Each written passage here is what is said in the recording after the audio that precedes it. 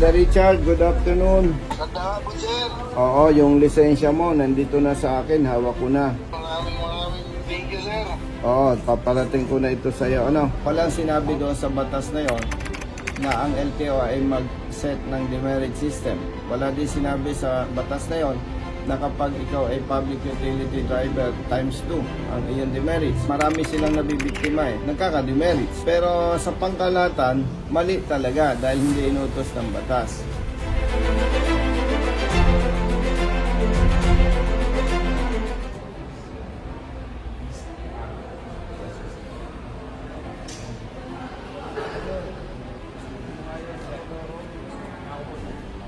Hali kayo, sabay-sabay na tayo. Dito tayo. Dami natin kasama, no? May problema.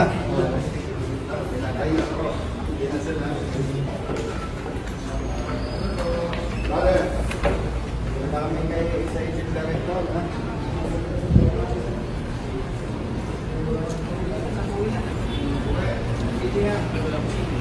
Tayo natin.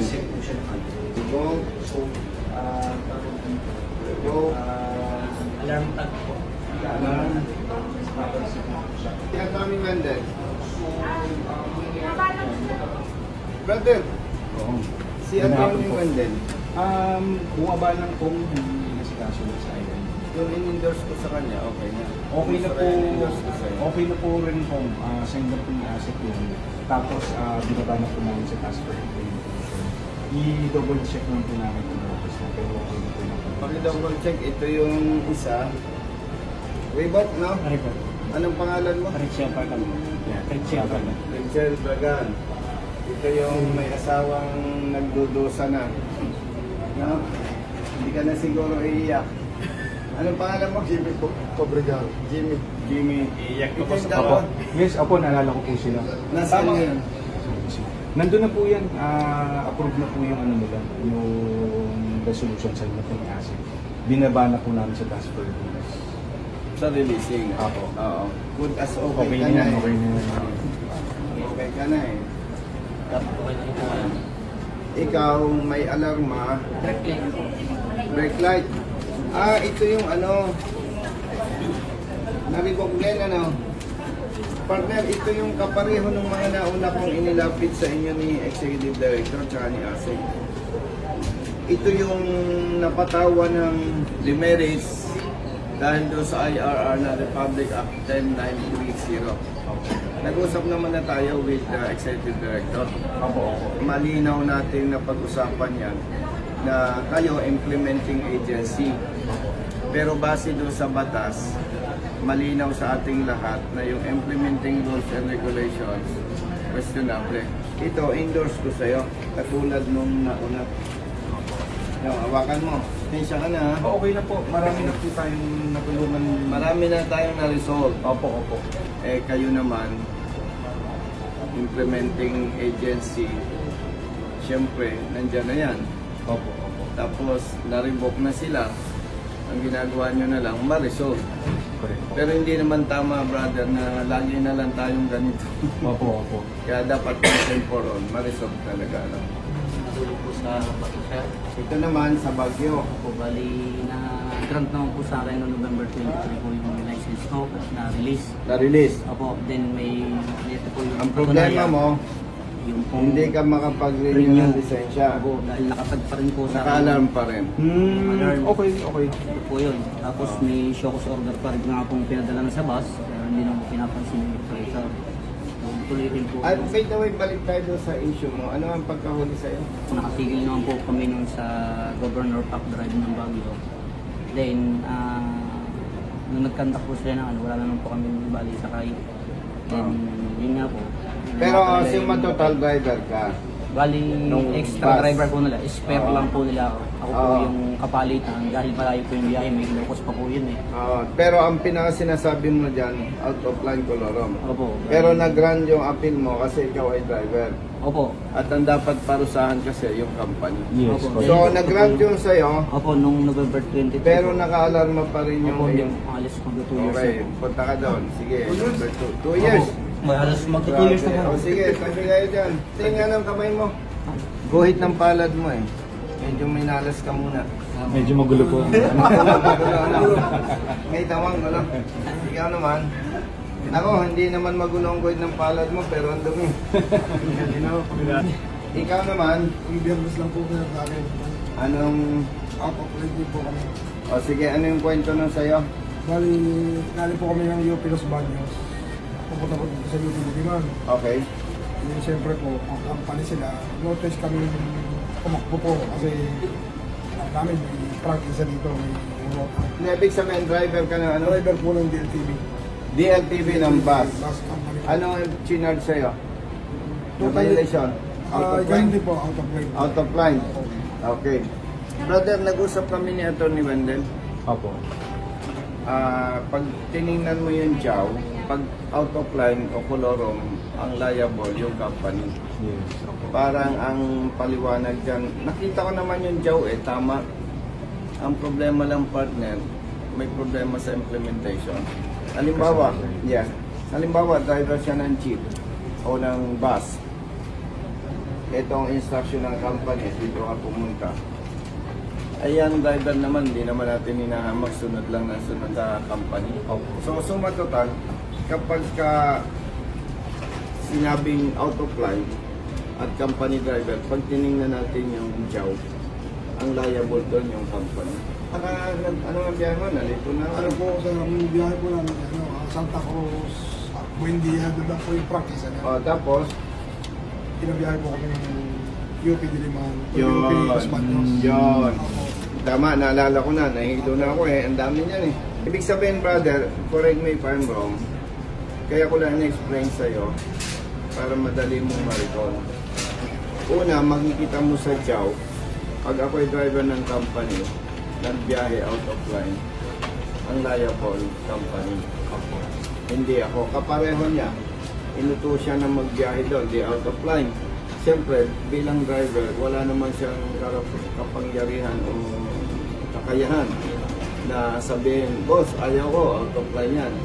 Siyempre, tatanggalin yan. At siyempre, nagtitiwala sa operation manager. So, in other words, doon sa sinasabing out of line, ang liable talaga yung bus company. Maliban sa ating opinion, base yung sa JAW. Opo. Okay. Pasensya ka na, tatlo yung i-endorse ko sa'yo. Opo. Tutulungan po natin sila po. Naintindihan naman actually kung marami na pong ganyan sila. Maraming kapareho nito ang kaso, ano? Hopefully, kung ang kaibigan may makaupo sa Senado, With your help po. uupuan natin, kasi dapat nagtatrabaho ka sa ibang bagay na eh. Pero medyo, hakot ako ng hakot sa'yo, no? Para akong ahente. Ano? Kaya sa sitwasyon na ito, pati ikaw masyadong naabala. Dapat ang attention mo sa iba na lang eh. Pero yan, tatlo na naman yan. Itong dalawa, pupuntahan ko sa releasing. Opo. Okay, iiwanan ko itong tatlo. Samahan ko yung dalawa sa releasing. Si Reg na lang po. Hanapin na lang po si Reg. Pero tinawag na lang po namin. Okay, salamat. Yun yung kantang sa Okay ha? Nasa mabuting kamay na kayo ha? In-explain ko lang initially para may idea na siya. No? Oo. Para malinaw na bakit sinamahan ko ngayon. At marami na akong nailapit kay Atty. Lance. Atty. Wendell, ang Executive Director. Pagdating naman kay LTO Chief, Asek Bigor Mendoza, dahil alam na nila yan, at talagang, kumbaga sa simpleng salita, biktima kayo ng sistema. Sila naman, hindi nila panahon nung ginawa yung problema na yan. Sila na lang yung nagre-resolve. No, kaya ako pinapaliwanag sa inyo, baka sasabihin ninyo, grabe naman yung LTO, puro kapalpakan. Si Asik Bigor Mendoza, yung DOTR Secretary naman ngayon, lalo pa yan, bago lang. Tapos si Atty. Lance, Executive Director OWA, at kababanggit ko lang si Atty. Wendell. No? Binabanggit ko, brother, may dala na naman akong problema sa inyo. Trabaho na naman. Hindi, because in-explain ko, baka sabihin ng mga kababayan natin, palpak ang LTO. Eh samantalang wala pa si Secretary Bautista, si Asik Bidor Mendoza, Executive Director Kuwa, Attorney Wendell Dinglasan, and Attorney Las, wala pa sila sa LTO, problema na yan. Nandito sila nagre-resolve ng problema. At nagkaroon na kami ng arrangement, nagpasa ako ng House Resolution sa Kongreso. Unfortunately, nag-recess. Kaya ganito muna, na dapat yan, matuldo ka na eh. Request ko sa'yo for action yun sa Davao. Yung Release na din po. punta na namin doon. Kasi kaso pa sa actually, yung sa linggo pa yan, medyo matagal lang yung lifting ng alarm because revocation siya. Hindi siya susunod. So, kailangan na. Ito revocation din yan, dalawa. Pero okay na rin. Tama ba? Opo. Salamat. Tama sa releasing. Nasama ko kayo kasi under na ako. Ay, andal mo ako. Tama. Okay, let's go. Ako na po. Partners, Ako na pong bahala kalmada sa tatlo, ha? Opo. Ha? Huwag na ninyo alilig-aligan, ha? Opo, salamat po. Kasi planchado na yan. Maraming salamat po. Oo. Masaya ka na. Opo. Sorry na kayo.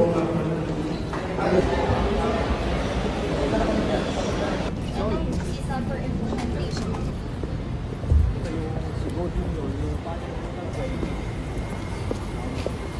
Pero kung release ka So, kapag actual release na, dito tayo. Bangon ng office mo, ah. ito yung may authorization from Nag-comply the na. compliant na to eh, ang alam ko eh. Pati yung Europe. Apo, yun po yung mga plan. So, ano na to? So, i-confirm po namin sa releasing if na-release na yung items. Ano, Hindi, pumunta wala, hindi siya ma-release kasi si Congressman Busita ang may authorization. Nasa Davao yan, eh. Okay. Sige, Okay. samahan kita sa taas sa kanya. Okay, tapos itong dalawa, anong status? Sino si Abragan? Ako. Kaya po. Si Ito Abragan. yung naki, MIT. Kailangan po niya ng DRC. Ano yung DRC? Driver's Reorientation Course. Reorientation. Mag-reorientation siya under the IRR. Ito lang yan kung sa TSD namin. Ay, sige, sasamahan na rin namin orientation. Usapin na natin si TSD. Gusto ko sana, with respect sa inyo, consider biktima siya. Dapat sana, huwag nang mahirapan pa. Kasi kaya nga nag-apila kami dito eh. May problema si Reds doon sa IRR.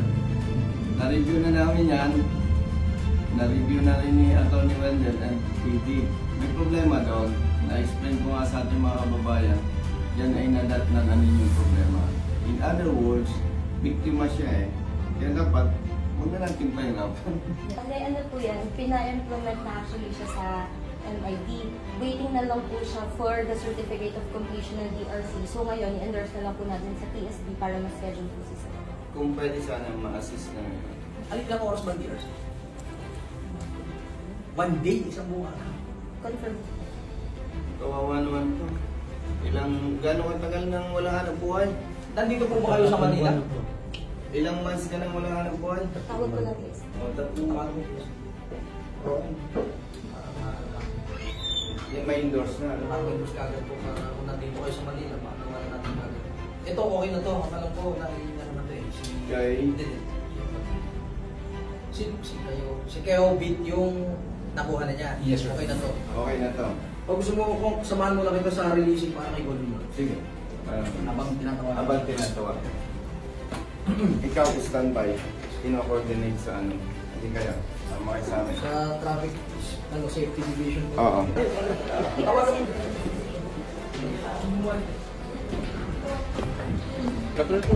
Brother. Good afternoon. Of course, with the help of LTO. Lalong-lalo na si Atty. Wendell na nag-coordinate sila sa LTO Davao na doon na mag-process ng authorization. Pati yung Euro. Yes po. Yung certification na yun naman ang i-present niya dito para makuha ko yung business. Sa tulong ni Atty. Wendell at Atty. Lance, yung problema nyo resolved na. Approved na ni Asik Bidor Mendoza, LTO Chief. Sasama ko kayo sa Traffic Safety Division. Orientation, Abragan. Sasama kita doon. Ano natin si kung... Itong isa. Hindi, sasamahan din. Hindi, bukas yan. Pero sasamahan niya para Para ma-oriento na doon siya pupunta bukas. Okay. Oo. Itong isa. Sige po, ako na rin kung ang bahala dito kay Sige. Kuya. Ayusin natin. Tawagan tayo. Tawagan tayo dalawa. So, para hindi Sige, sana procedure wala, lang. iwanan ko siya. I-assist ko lang ito para kung saan. Salamat ha. Tawagan tayo. Okay, thank you. Mrs. Samahan mong mister mo, baka mawala. Congrats.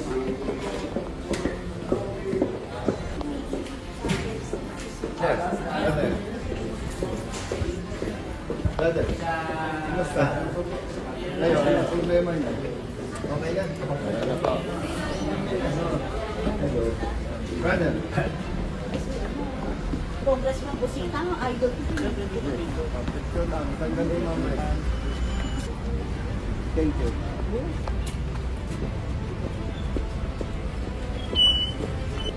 Saan yung TSD, ma'am? I see.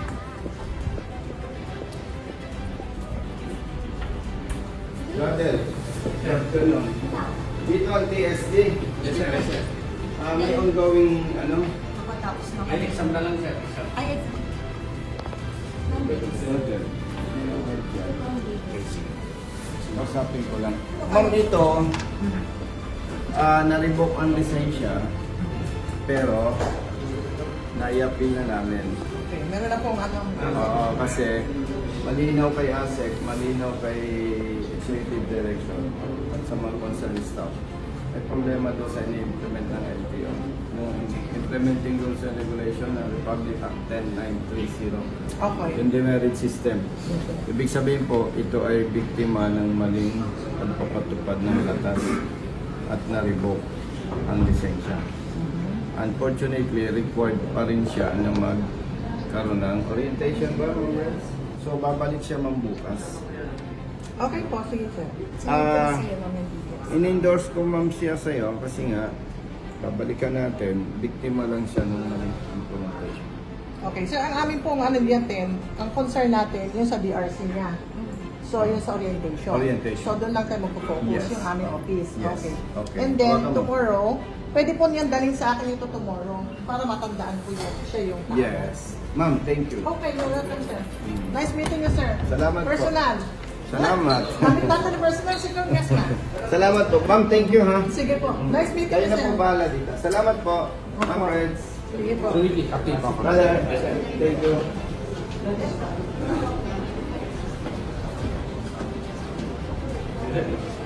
Ito po yung ating kapatid na driver from Davao. Okay na yung lisensya niya, bro. Brother Richard, good afternoon. Ganda po, sir. Oo, yung lisensya mo nandito na sa akin, hawak ko na. Maraming thank you, sir.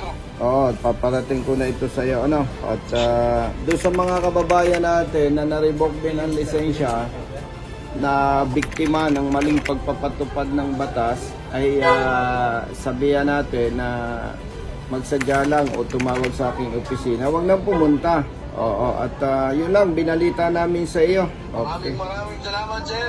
Okay, may biyahe kaming Mindanao. Siguro kung maaaring ipadala ko ito sa iyo sa LBC or pag may biyahe ako, dalhin ko. Pero yung pinakamabilis, makakarating ito sa iyo. Okay? Po, sir. Maraming thank you, sir. Okay, sige, ingat. Ingat. Okay, sir. Mabuhay. Okay, okay, bye-bye. Bye-bye. So, sa mga kababayan natin, no, na mga na-revoke ang lisensya, katulad ni Brother Richard Go. Sa ating mga kababayan na na-revoke ang lisensya, no, dahil doon sa Republic Act 10930, base po sa batas, wala kayong kasalanan sapagkat dalawa lang ang binabanggit doon sa Republic Act 930. Number 1, kapag ang lisensya mo ay 5-year ang validity at wala kang violation sa loob ng 5 years, entitled ka ng 10 taong validity ng lisensya. Ikalawang intention ng batas na yon, sinasabi doon na maging maayos, stricto ang pagbibigay, pagkakaloob ng LTO ng lisensya. Halimbawa, Brother Matt, nagkalisensya ka na questionable, ikaw at ang kawani ng LTO ay iimbestigahan at kakasuhan, papatawan ng kaukulang parusa. Walang sinabi doon sa batas na yon na ang LTO ay mag-set ng demerit system.